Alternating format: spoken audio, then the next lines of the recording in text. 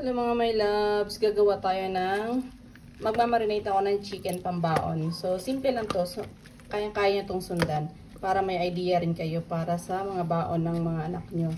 So eto, linis na to, nilinisan ko na tong chicken legs. Parang tayo na yata to, basta leg siya. Tapos ito yung ingredients niya, luyang dilaw, magic sarap, konti lang yan. Tapos isang ulo ng bawang, lemon, yung lemon, oyster sauce, 2 kutsara ng oyster sauce, pamintang durog. Reference lang sa luyang dilaw mga my loves. Ganito lang siya kalaki.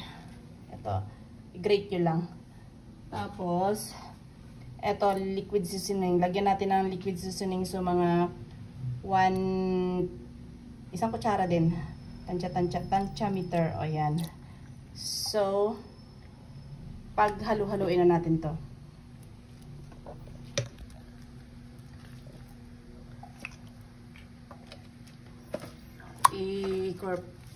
Ano lang natin yung manok.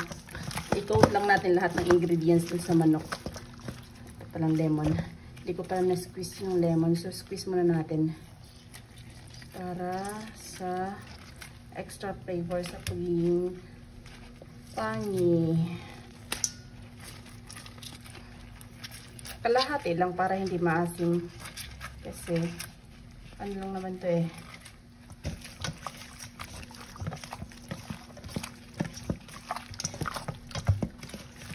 Huwag nyo masyadong damihan yung oyster sauce o ano nyo, kung konti lang na yung manok nyo. Kasi sa akin nakatansya to for yung 2 kutsara kasi 4 na ano eh, 4 na legs. Kaya ganyan siya. Kaya 2. So pagka 2 lang yung ano, edi 1 kutsara lang din. So ganito, pagkatapos natin lamasin, ano na natin, massage.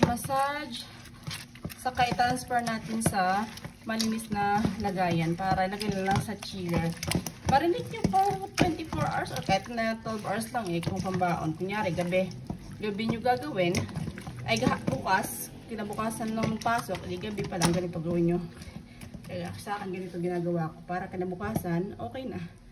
Transfer natin dito sa ganito transparent na baon. Sa akin transparent na lang kasi para kita ko kaagad. Tapos ito, huwag nyo na ito itapon, parang pang ano din yan, pang diffuse, i-diffuse na yung kanyang aroma mag-stay dyan. Tapos yung mga bawang, tingnan nyo, wala siyang sauce kasi yung ano, yung tag na to, oyster sauce lang yung nilagay natin, hindi tayo naglagay ng ibang toyo, ay hindi, yung seasoning pala.